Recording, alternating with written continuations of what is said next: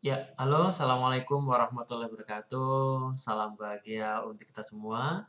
Syukur alhamdulillah pada kesempatan hari ini saya Hermanto bisa menyapa sahabat pembelajar dari Sabang sampai Merauke dan tentunya dalam kabar sehat walafiat ya. Oke, baik. Dalam masa pembelajaran berbasis daring ini, saya mencoba untuk memunculkan satu kompetensi terkait dengan pembelajaran berbasis YouTube ya, berbasis YouTube dan kemudian juga menggunakan WhatsApp grup ya, kemudian juga menggunakan e-learning yang sudah disiapkan. Nah, pada kesempatan hari ini saya akan menyampaikan materi tentang bagaimana sejarah singkat bahasa Indonesia. Ya, seperti kita ketahui bersama bahwasannya bahasa Indonesia tidak tiba-tiba datang begitu saja, tetapi melewati tahap yang cukup panjang gitu ya. Dan ada yang tahu kapan bahasa Indonesia itu lahir? Ada yang tahu? Iya, kapan? Oke, betul sekali. Dan tentunya sahabat pembelajar tahu ya dari tayangan yang saya sampaikan. Nah, tentunya Anda ingat ya. Jadi silakan Anda boleh berdiri atau boleh duduk dengan tegap ya untuk melafalkan ya, melafalkan Sumpah Pemuda. Ayo, terakhir, sahabat pembelajar menyampaikan atau melafalkan Sumpah Pemuda kapan?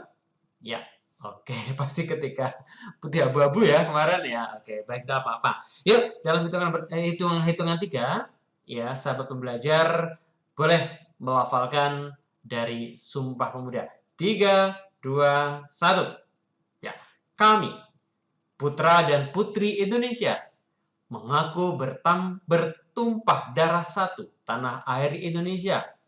Kami, putra dan putri Indonesia, mengaku berbangsa satu bangsa Indonesia. Kami, putra dan putri Indonesia, menjunjung bahasa persatuan bahasa Indonesia. Oke, baik. Pernyataan yang terakhir itulah yang menggelurakan ya semangat kita untuk bisa merawat, untuk bisa menjaga dari posisi bahasa Indonesia.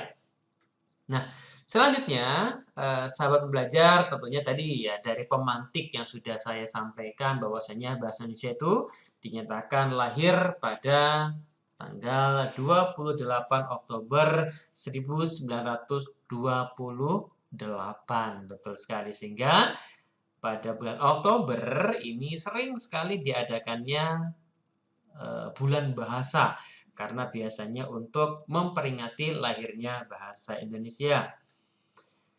Dan seperti kita ketahui bahwasanya bahasa Indonesia ini berawal dari bahasa Melayu yang yaitu serumpun dengan bahasa Malaysia. Oke. Oke, baik dan tentunya di dalam hal ini ya kita bisa melihat bahwasanya untuk dapat meraih kedudukannya sebagai bahasa nasional gitu ya dan bahasa negara, bahasa Indonesia memiliki sejarah yang sangat panjang tadi yang sudah saya sampaikan. Sejarahnya panjang, ya tidak tiba-tiba datang begitu saja. Telah diketahui bersama bahwa bahasa Indonesia yang kita gunakan saat ini ya jelas tadi berasal dari bahasa Melayu ya serupa dengan bahasa Malaysia dan ada beberapa alasan yang menyebabkan diangkatnya bahasa Melayu sebagai bahasa Indonesia. Ada yang tahu? Ya, yang pertama, bahasa Melayu merupakan lingua franca. Ada yang tahu lingua franca itu apa? Lingua franca, yaitu bahasa yang dipergunakan sebagai alat komunikasi sosial di antara orang-orang yang berlainan bahasanya di Indonesia. Sekali lagi, apa lingua franca? Ya, bahasa yang dipergunakan sebagai alat komunikasi sosial di antara orang-orang yang berlainan bahasanya. Betul sekali ya. Jadi jauh sebelum bahasa Indonesia ada dan dipergunakan sebagai bahasa nasional dan bahasa negara di Indonesia, bahasa Melayu sudah terlebih dahulu menjadi alat komunikasi di Indonesia. Ini dapat dilihat dari banyaknya peninggalan-peninggalan berupa apa? Berupa prasasti ya. Ya pada zaman kerajaan Sriwijaya ada yang rumahnya itu di Pulau Sumatera ya, dekat dengan kerajaan Sriwijaya dulu ya. Ya. Kalau tidak salah, Kerajaan Sriwijaya ini kisaran pada abad ke berapa ya? Ketujuh ya, yang ditulis dengan menggunakan bahasa Melayu. Ini sebagai penanda ya. Seperti prasasti di Talang Tuwo. Wah, ini jadi sejarah dulu ya. Oke, di Talang Tuwo, Palembang yang berangkat tahun 684. Ada orang Palembang di sini? Halo, orang Palembang? Oke. Prasasti di Kota Kapur, Bangka Barat. Nah, ini bisa di orang Bangka ya. Oke, yang berangkat tahun 686. Ataupun prasasti Karangbrahi yang berangkat tahun 686. Itu adalah dalam konteks ya peninggalan-peninggalan yang bisa dilihat ya sebagai cikal bakal tadi itu. Nah, selain itu, keberadaan bahasa Melayu ya sebagai lingua franca di Indonesia juga dapat dilihat dari daftar kata-kata yang disusun oleh seorang Portugis bernama Pigafetta. Pigafetta ya, Pigafetta pada tahun 1522. Ya, 1522. Daftar tersebut dia susun berdasarkan kata-kata dari bahasa Melayu yang ada dan tersebar penggunaan di Kepulauan Maluku atau juga terdapat pada surat keputusan yang dikeluarkan oleh pemerintah kolonial Belanda.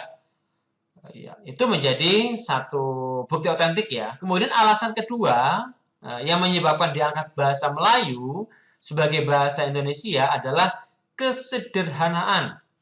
Paham ya? Kesederhanaan, ya, kesimpelan, ya. Apalagi ya? Kesederhanaan, kesimpelan, ya kemudahan, ya. Sistem bahasa Melayu yang tidak memiliki tingkatan-tingkatan seperti mungkin bahasa Jawa. Oh, bukan hanya mungkin, memang iya ya. Bahasa Jawa, bahasa Sunda, atau bahasa-bahasa daerah yang lain yang memiliki tingkatan-tingkatan dalam kebahasaan.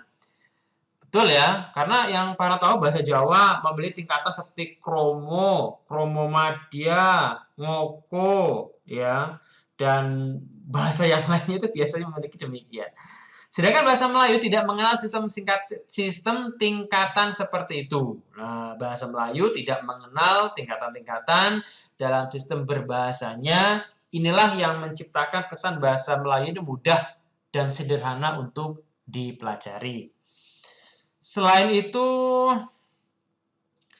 diterima dan diangkatnya bahasa Melayu sebagai bahasa Indonesia disebabkan karena wah ini ya, jiwa toleransi, ya, kerelaan, keikhlasan dari berbagai suku bangsa di Indonesia untuk menerima bahasa Melayu sebagai bahasa nasional bangsa Indonesia. Coba kalau waktu itu wow, bahasa Sunda saya pokoknya kalau tidak bahasa Sunda saya tidak mau gitu ya. Oke, kalau tidak bahasa Jawa ya saya tidak mau ya. Mungkin kalau waktu itu mempertahankan, menguatkan egonya masing-masing mungkin tidak akan pernah terputuskan gitu ya. Tapi itulah nilai-nilai kearifan lokal, nilai-nilai edukasi yang bisa kita terima dari apa ya pahlawan-pahlawan pada zaman dulu ya sehingga bisa menerima dengan ikhlas ya bisa menerima dengan ikhlas dari bahasa Melayu menjadi cikal bakal bahasa Indonesia. Nah, alasan yang keempat ya yang menyebabkan diangkatnya bahasa Melayu sebagai bahasa Indonesia adalah kesanggupan bahasa Melayu untuk dipakai sebagai bahasa kebudayaan dalam arti yang luas. Kesanggupan ini dibuktikan dengan keberadaan apa? Keberadaan bahasa Melayu yang merupakan alat penghubung antara orang-orang yang berlainan bahasanya di Indonesia. Sebagai alat perhubungan tersebut, bahasa Melayu telah mampu membuktikan kemampuannya dalam menerjemahkan segala perilaku dan bentuk-bentuknya yang ada di Indonesia. Sehingga mereka yang berada di luar wilayah kebudayaan Indonesia pun dapat memahami segala bentuk dan perilaku ada di Indonesia. Sehingga ada faktor historis tadi ya, faktor historis, kemudian faktor apalagi kepraktisan itu menjadi salah satu alasan ya kenapa bahasa Melayu menjadi cikal bakal lahirnya bahasa Indonesia. Kalau dari sahabat pembelajar sendiri, apakah ada yang akan berkomentar adakah alasan-alasan yang lain kenapa kemudian bahasa Melayu ya bisa menjadi cikal bakal munculnya bahasa Indonesia? Oke, komentar-komentar Anda dapat dituliskan pada kolom ya atau pada bagian chat ya di kanal YouTube Pak Hermanto ini. Sehingga silakan teman-teman setelah ini boleh browsing, kemudian boleh bertanya, kemudian boleh melihat ya pada literatur-literatur yang digunakan sehingga itu menjadi ranah tambahan terkait dengan bagaimana sejarah singkat dari bahasa Indonesia. Karena apa? Sebelum kita melangkah pada materi yang lain, ya alangkah baiknya ketika teman-teman mengetahui ya langkah-langkah atau histori dari bahasa Indonesia sendiri sehingga kita tahu dan siap untuk sama-sama merawat bahasa Indonesia. Terima kasih dan salam pembelajar. Assalamualaikum warahmatullahi wabarakatuh. Ya, terima kasih.